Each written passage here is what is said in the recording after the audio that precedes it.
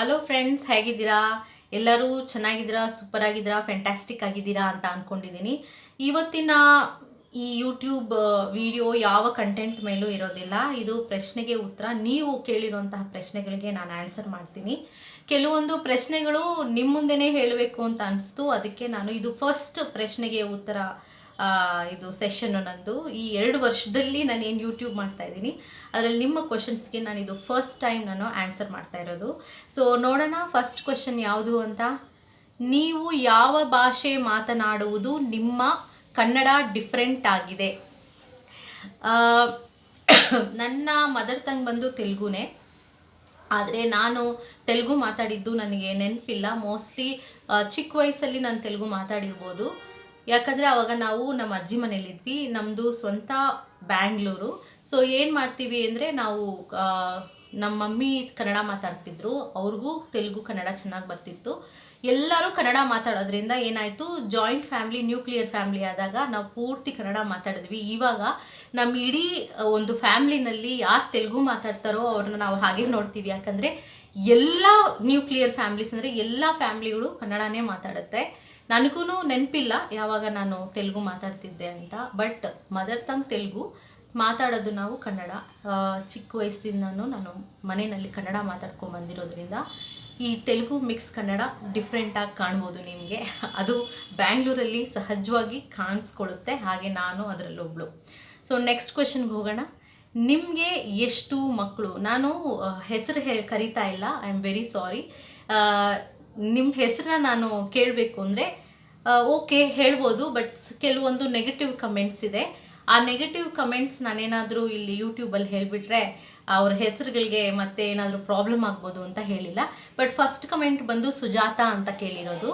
ನಿಮ್ಮ ಕನ್ನಡ ಡಿಫ್ರೆಂಟ್ ಆಗಿದೆ ಅಂತ ಕೇಳಿರೋದು ಸುಜಾತ ಅಂತ. ನೆಕ್ಸ್ಟ್ ಬಂದು ನಿಮಗೆ ಎಷ್ಟು ಮಕ್ಕಳು? ನನಗೆ ಒಬ್ಬಳೇ ಮಗಳು. ನೆಕ್ಸ್ಟ್ಗೆ ಹೋಗೋಣ. ನಿಮ್ಮದು ಯಾವ ಊರು? ನಮ್ಮದು ಬೆಂಗಳೂರೇ. ಇದು ಬಂದು ಸತೀಶ್ ಅಂತ ಕೇಳಿದ್ದಾರೆ. ಸೊ ನೆಕ್ಸ್ಟ್, ನೀವು ಓದಿರುವುದು ಎಷ್ಟು? ನಾನು ಆಲ್ರೆಡಿ ನನ್ನ ಕೆಲವೊಂದು ವೀಡಿಯೋನಲ್ಲಿ ಹೇಳ್ಕೊಂಡಿರ್ತೀನಿ. MSc MPhil BSc BEd ಎಲ್ಲನೂ ಮ್ಯಾಥಮ್ಯಾಟಿಕ್ಸ್ ಇರುತ್ತೆ. ನ್ಯೂರೋ ಎಜುಕೇಷನ್ನು ಆಗಿದೆ ರಿಸರ್ಚ್ ನಂದು, ಅದು ಮ್ಯಾಥಮ್ಯಾಟಿಕ್ಸೇ ಇದೆ. ಓಕೆನಾ? ಇಷ್ಟು ನನ್ನ ಎಜುಕೇಷನ್.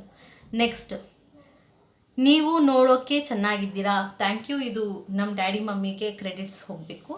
ನೆಕ್ಸ್ಟ್, ನೀವು ಯೂಟ್ಯೂಬ್ ಬಿಡಬೇಡಿ, ಡಿಮೋಟಿವೇಶನ್ ಆಗುತ್ತೆ.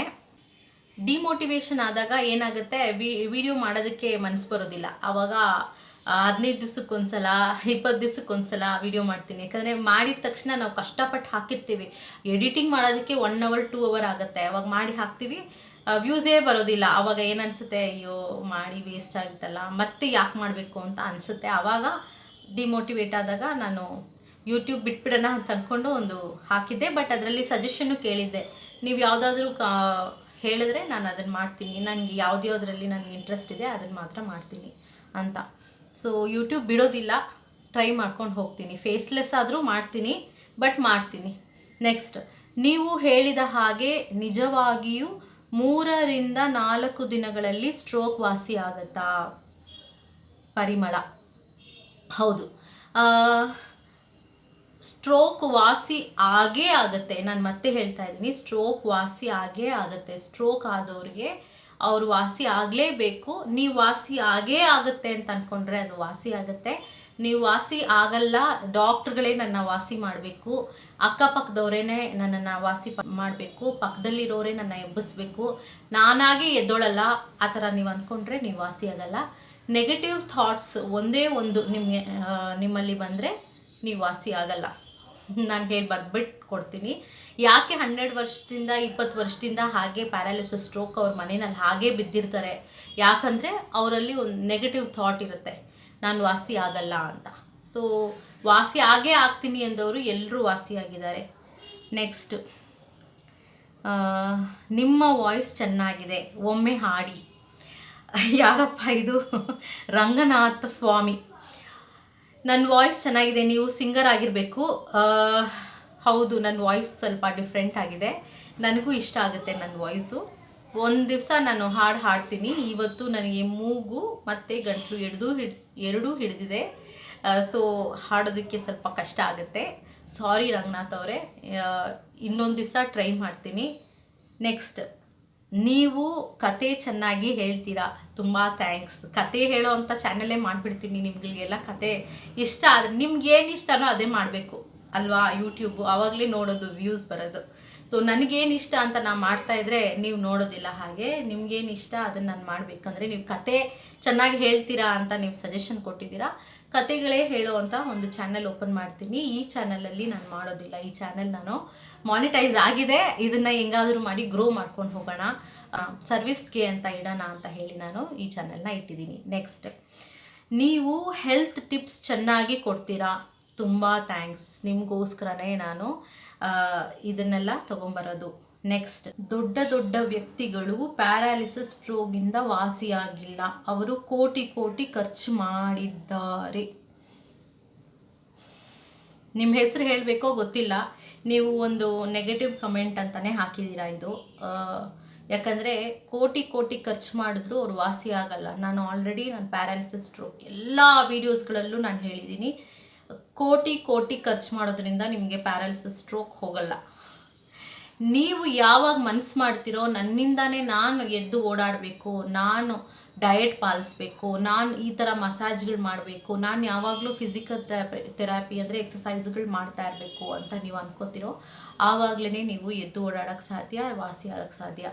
ಯಾರಾದರೂ ವಾಸಿ ಆಗಿದ್ದರೆ ಪ್ಯಾರಾಲಿಸಿಸ್ ಸ್ಟ್ರೋಕ್ ಅವ್ರಿಗೆ, ಅವರು ಆರಾಮಾಗಿ ನಿದ್ದೆ ಮಾಡಿ ಇಮಿಡಿಯೇಟಾಗಿ ಎದ್ದು ಅವ್ರು ವಾಸಿಯಾಗಿದೆ ಅಂತ ಹೇಳೋ 100% ಯಾರೂ ಇಲ್ಲ. ಆ ಥರ ಪುಣ್ಯಾತ್ಮರು ಯಾರೂ ಇಲ್ಲ. ಹಂಗೇನಾದರೂ ಇದ್ದರೆ ನನಗೆ ಕಮೆಂಟ್ಸ್ ಮಾಡಿ ಅವ್ರ ಫೋಟೋ ವಿಡಿಯೋ ಕಳಿಸಿ. ಅವರು ಪ್ರತಿದಿನ ಪ್ರಯತ್ನ ಮಾಡಿದ್ದಾರೆ, ಆಗಿದೆ, ಎಕ್ಸಸೈಸಸ್ ಮಾಡಿದ್ದಾರೆ, ಮಸಾಜ್ಗಳು ಮಾಡಿಸ್ಕೊಂಡಿದ್ದಾರೆ, ಮತ್ತು ಸ್ಟ್ರಿಕ್ಟ್ ಡಯಟ್ ಪಾಲಿಸಿದ್ದಾರೆ, ಕೋಲ್ಡ್ ಐಟಮ್ಸ್ ಎಲ್ಲನೂ ತಿಂದಿಲ್ಲ. ಈ ಥರ ಎಲ್ಲ ಮಾಡಿದರೆ ಮಾತ್ರನೇ ಅವ್ರಿಗೆ ಪ್ಯಾರಾಲಿಸಿಸ್ ಸ್ಟ್ರೋಕು ಹೋಗಿ ಅವರು ನಾರ್ಮಲ್ ಆಗಿರೋದು, ಇಲ್ಲ ಅಂದರೆ ಆಗಿಲ್ಲ. ದೊಡ್ಡ ದೊಡ್ಡ ವ್ಯಕ್ತಿಗಳು ಬಗ್ಗೆ ನಮಗೆ ಮಾತಾಡೋದು ಬೇಡ, ಯಾರಾದರೂ ಆಗಿರಲಿ, ದೊಡ್ಡ ವ್ಯಕ್ತಿಗಳು ಮನುಷ್ಯರೇ, ಚಿಕ್ಕವರು ಮನುಷ್ಯರೇ, ಬಡವರು ಮನುಷ್ಯರೇ, ಯಾರಿಗಾಗಿದೆಯೋ ಅವರು ನಾನು ವಾಸಿ ಆಗಬೇಕು ಅಂತ ನಿರ್ಧಾರ ಮಾಡಿ ಅವ್ರು ಅಖಾಡಕ್ಕೆ ಇಳಿದ್ಬಿಟ್ರೆ, ನಾನು ವಾಸಿ ಆಗಲೇಬೇಕು, ನಾನು ಎದ್ದೊಳ್ಳೇಬೇಕು, ನಾನು ನಡಿಲೇಬೇಕು ಅಂತ ಅವರು ನಡೀತಾರೆ. ನೀವಿದು ಈ ಥರ ಒಂದು ಕಮೆಂಟ್ ಮಾಡಿಬಿಟ್ಟು ಯಾರ್ಯಾರು ಎದ್ದು ಓಡಾಡ್ತಾರೋ ಅಂಥವ್ರಿಗೂ ಡಿಮೋಟಿವೇಟ್ ಮಾಡುವಂತಹ ಇಂಥ ಮೆಸೇಜಸ್ ಕಳಿಸೋವಾಗ ನೀವು ಎಷ್ಟೋ ಜನರ ಒಂದು ಏನು ನಂಬಿಕೆ ಇದೆಯೋ ನಾನು ಸರಿ ಹೋಗ್ತೀನಿ ಅಂತ, ಅದನ್ನು ನೀವು ಕಮ್ಮಿ ಮಾಡ್ತಾ ಇದ್ದೀರಾ ಅಂತ ಅನ್ಕೋತೀನಿ. ಸೊ ಪ್ಲೀಸ್ ಈ ಥರ ಮೆಸೇಜ್ ಮಾಡೋವಾಗ ಸ್ವಲ್ಪ ಹುಷಾರಾಗಿರಿ, ಯಾಕಂದರೆ ನಿಮ್ಮಿಂದ ಕೆಲವರು ಇದಾಗ್ತಾರೆ. ಇನ್ನಷ್ಟು ಪ್ರಶ್ನೆಗಳಿದೆ, ಕೇಳ್ತಾ ಇದ್ದಾರೆ, ನೀವು ಯೂಟ್ಯೂಬ್ ಯಾಕೆ ಬಿಡ್ತಾ ಇದ್ದೀರಾ? ಮತ್ತೆ ಅದೇ ಕ್ವಶನು. ನೆಕ್ಸ್ಟು, ಯೂಟ್ಯೂಬ್ ಯಾಕೆ ಬಿಡ್ತಾ ಇದ್ದೀನಿ ಅಂತ ಫುಲ್ಲು ಆ ವಿಡಿಯೋನಲ್ಲೇ ಹೇಳಿದ್ದೀನಿ, ಬಟ್ ಬಿಡೋದಿಲ್ಲ, ಬೇರೆ ಏನಾದರೂ ಒಂದು ಮಾಡ್ಕೊಂಡು ಹೋಗ್ತೀನಿ. ನೆಕ್ಸ್ಟು, ನೀವು ಯಾವಾಗ ಲೈವ್ ಬರ್ತೀರಾ? ನನಗೆ ಲೈವ್ ಬರೋದು ಹೇಗೆ ಅಂತ ನನಗೆ ಗೊತ್ತಿಲ್ಲ, ಸತ್ಯವಾಗ್ಲೂ ನಾನು ಯಾವತ್ತೂ ಲೈವ್ ಬಂದಿಲ್ಲ. ಹೇಗೆ ಲೈವ್ ಬರಬೇಕು ಅನ್ನೋದು ನನಗೆ ಗೊತ್ತಿಲ್ಲ. ಯಾರಾದರೂ ಯೂಟ್ಯೂಬರ್ಸ್ ಇದ್ದರೆ ನನಗೆ ಪ್ಲೀಸ್ ಮೇಲ್ ಮಾಡಿ, ನಾನು ಹೇಳ್ಕೊಡ್ತೀನಿ ನಿಮಗೆ ಲೈವ್ ಬರೋದು ಅಂತ. ನಾನು ನಿಜವಾಗ್ಲೂ ನಾನು ಲೈವ್ ಬರ್ತೀನಿ. ಇನ್ನು ಯಾರಾದರೂ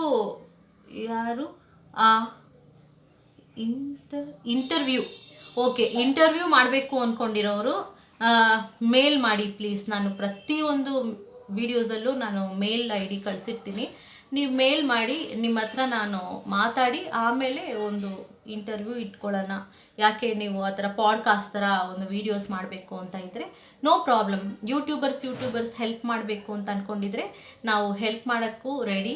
ನೀವು ನಮಗೆ ಹೆಲ್ಪ್ ಮಾಡಿ, ನಾವು ನಿಮಗೆ ಹೆಲ್ಪ್ ಮಾಡೋಣ. ಯಾಕಂದರೆ ನನ್ನ ವ್ಯೂಸೇ ಹೋಗ್ತಾ ಇಲ್ಲ. ನಿಮ್ಮದು ವ್ಯೂಸ್ ಚೆನ್ನಾಗಿದೆ ಅಂದರೆ ಹೆಲ್ಪ್ ಮಾಡಿ ಅಂತ ಕೇಳ್ಕೊತೀನಿ. ಯಾಕಂದರೆ ನಾವು ಕನ್ನಡಿಗರಿಗೆ ನಮಗೆ ನಾವು ಆಗಲಿಲ್ಲ ಅಂದರೆ ಹೇಗೆ ಅಲ್ವಾ? ನಾವು ಎಲ್ಲರೂ ಒಟ್ಟಿಗಿರೋಣ.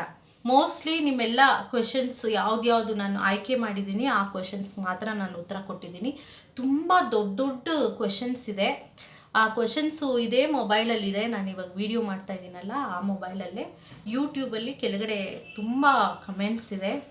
ನನಗೆ ಬ್ರೈನಲ್ಲಿ ಸ್ಟ್ರೋಕ್ ಆಗಿದೆ ಅಂತ ತುಂಬ ಜನ ಪ್ಯಾರಾಲಿಸಿಸ್ ಪೇಷಂಟ್ಸೇ ತುಂಬ ಜನ ನನಗೆ ಮೆಸೇಜ್ ಮಾಡೋದು. ಮತ್ತು ಕೆಲವರು ಮೆಡಿಟೇಷನ್ ಬಗ್ಗೆ ಮೆಸೇಜ್ ಮಾಡ್ತಾರೆ. ನಿಮ್ಮ ಪ್ರೋತ್ಸಾಹದಿಂದ ನಾನು ಇಷ್ಟುವರೆಗೂ ಬಂದಿದ್ದೀನಿ.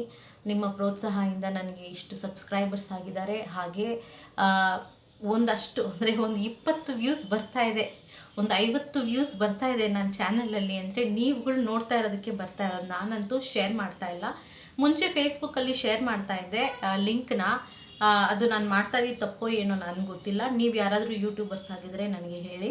ಅದರಿಂದ ಏನಾದರೂ ನನಗೆ ವ್ಯೂಸ್ ಬರ್ತಾ ಇರಲಿಲ್ವೋ ಏನೋ ನನಗೆ ಗೊತ್ತಿಲ್ಲ. ಬಟ್ ಅಟ್ಲೀಸ್ಟ್ ನನ್ನ ಫ್ರೆಂಡ್ಸ್ ಆದರೂ ನೋಡ್ತಾರೇನೋ ಅಂತ ನಾನು ಆ ರೀತಿ ಮಾಡ್ತಾ ಇದ್ದೆ. ಇವಾಗಂತೂ ನನಗೆ ಹೋಪ್ಸೇ ಹೊರಟೋಗ್ಬಿಟ್ಟಿತ್ತು. ಅದಕ್ಕೆ ನಾನು ಶೇರ್ ಮಾಡ್ತಾ ಇಲ್ಲ ನನ್ನ ಈ ಯೂಟ್ಯೂಬ್ ಲಿಂಕ್ನ ಯಾರಿಗೂ. ಇನ್ನೂ ಏನಾದರೂ ಕ್ವಶನ್ಸ್ ಇದ್ದರೆ ಲೈವ್ ಬರಬೇಕು ಅಂದರೆ ಯಾರಾದರೂ ಹೇಳ್ಕೊಡಿ ನನಗೆ ಲೈವ್ ಬರೋದು. ಇಲ್ಲ ನಾನೇ ಒಂದು ದಿನ ಏನಾದರೂ ಫ್ರೀ ಆಗಿದ್ದರೆ ಕೂತ್ಕೊಂಡು ಹೇಗೆ ಲೈವ್ ಬರೋದು ಅಂತ ಕಲ್ತ್ಕೊಂಡು ಟ್ರೈ ಮಾಡಿ ಲೈವಿಗೆ ಬರ್ತೀನಿ. ನಿಮ್ಮ ಪ್ರಶ್ನೆಗಳಿಗೆಲ್ಲ ನಾನು ಉತ್ತರ ಹೇಳ್ತೀನಿ. ಆಮೇಲೆ ಲೈವಿಗೆ ಬಂದುಬಿಟ್ಟು ಯಾರು ಬಂದಿಲ್ಲ ಅಂದರೆ ನಾನು ಸುಮ್ಮನೆ ಕೂತ್ಕೊಂಡು ನೋಡ್ಕೊಂಡು ಕೂತ್ಕೊಳ್ಳ, ಯಾರಾದರೂ ಬನ್ನಿ ಬನ್ನಿ ಅಂತ. ಸೊ ಲೈವಿಗೆ ಬರಬೇಕಾದ್ರೂ ನಾನು ನಿಮ್ಮನ್ನು ಕರಿತೀನಿ. ನೋಡಿ ನಾನು ಲೈವಿಗೆ ಬರ್ತಾ ಇದ್ದೀನಿ, ನೀವು ಬನ್ನಿ ಅಂತ ಹೇಳಿ. ಯಾವಾಗ ನೀವು ಫ್ರೀ ಇರ್ತೀರ ಕಮೆಂಟ್ಸ್ ಮಾಡಿ ಅಂತ. ಆವಾಗ ನೀವು ಕಮೆಂಟ್ಸ್ ಮಾಡಿ ಯಾವ ಟೈಮಲ್ಲಿ ನೀವುಗಳೆಲ್ಲ ಫ್ರೀ ಆಗಿರ್ತೀರೋ, ಕೆಲಸ ಎಲ್ಲ ಮುಗಿಸ್ಕೊಂಡು ಬರ್ತೀರಲ್ಲ, ಆವಾಗ ನಾವು ಮಾತಾಡೋಣ. ಯಾಕಂದರೆ ಬೆಳಗ್ಗೆ ಹೊತ್ತು ಎಲ್ಲರೂ ಬ್ಯುಸಿ ಇರ್ತೀರ, ಕೆಲ್ಸಕ್ಕೆ ಓಡೋಗ್ತೀರಾ. ಎಲ್ಲರೂ ಪ್ರತಿಯೊಬ್ಬರು ಕೆಲಸ ಮಾಡ್ತೀರಾ ಅಂತ ಗೊತ್ತು, ಯಾರೋ ಒಬ್ಬೊಬ್ಬರು ಕೆಲಸ ಮಾಡೋದಿಲ್ಲ. ಸೊ ತುಂಬ ಬ್ಯುಸಿ ಇರ್ತೀರ, ಹೌಸ್ ವೈಫ್ಸು ಬ್ಯುಸಿ ಇರ್ತೀರ ಬೆಳಗ್ಗೆ ಹೊತ್ತು. ಸೊ ನಾನೇನು ಹೇಳ್ತೀನಿ, ನೀವೆಲ್ಲರೂ ನನಗೆ ಮೆಸೇಜ್ ಮಾಡಿ ಯಾವ ಟೈಮಿಂಗ್ಸ್ಗೆ ನಾನು ಲೈವ್ ಬರಬೇಕು ಮತ್ತು ಹೇಗೆ ಬರಬೇಕು ಅನ್ನೋದು ಹೇಳ್ಕೊಡ್ರಪ್ಪ. ಇಲ್ಲಾಂದರೆ ನಾನು ಲೈವ್ ಬರೋದು ತುಂಬ ಕಷ್ಟ. ನೀವು ಏನು ನೋಡ್ತಾ ಇದ್ದೀರಾ ಗ್ರೀನ್ ಸ್ಕ್ರೀನು, ಈ ಗ್ರೀನ್ ಸ್ಕ್ರೀನು ಇಂದನೇ ನಾನು ಬ್ಯಾಕ್ಗ್ರೌಂಡ್ಸ್ ಚೇಂಜ್ ಮಾಡೋದು. ಸೊ ಇದೊಂದು ನನ್ನ ಸೆಟಪ್ಪು ನೋಡಿ. ನನ್ನ ಟೇಬಲ್ಲು, ನನ್ನ ಸ್ಟಡಿ ಟೇಬಲ್ಲು ಎಲ್ಲ ಇದೆ. ಇದು ನನ್ನ ಗ್ರೀನ್ ಸ್ಕ್ರೀನು, ಇದು ನನ್ನ ಟೈಲರಿಂಗ್ ಮಿಷಿನು ಆ ಕಡೆ ಇರೋದು. ಓಕೆ, ನಾನೇನು ಪ್ರೊಫೆಷ್ನಲ್ ಟೈಲರಿಂಗ್ ಕಲ್ತಿಲ್ಲ. ಸುಮ್ಮನೆ ಹರಿದೋಗಿರೋ ಬಟ್ಟೆಗಳೆಲ್ಲಾದರೂ ಇದ್ದರೆ ಅದನ್ನು ಹೊಲಿಯೋಷ್ಟು ಕಲ್ತಿದ್ದೀನಿ. ಇನ್ನೇನಾದರೂ ಪ್ರಶ್ನೆಗಳಿಗಿದ್ದರೆ ನೀವು ಕಮೆಂಟ್ಸ್ ಮಾಡಿ. ಈ ವಿಡಿಯೋ ಏನಾದರೂ ನಿಮಗೆ ಇಷ್ಟ ಆಗಿದರೆ ಪ್ಲೀಸ್ ಲೈಕ್ ಮಾಡಿ. ಹಾಗೆ ಬೇರೆಯವ್ರಿಗೆ ಇದ್ರ ಬಗ್ಗೆ ತಿಳಿಸ್ಕೊಡ್ಬೇಕು ಅಂದರೆ, ಇಲ್ಲ ಫಾರ್ವರ್ಡ್ ಮಾಡಬೇಕು ಅಂದರೆ ಶೇರ್ ಮಾಡಿ. ನೀವೇನಾದರೂ ನನ್ನ ಚಾನಲ್ಗೆ ಹೊಸಬರಾಗಿದ್ದರೆ ಸಬ್ಸ್ಕ್ರೈಬ್ ಮಾಡೋದನ್ನು ಮರಿಬೇಡಿ. ತುಂಬ ಥ್ಯಾಂಕ್ಸ್.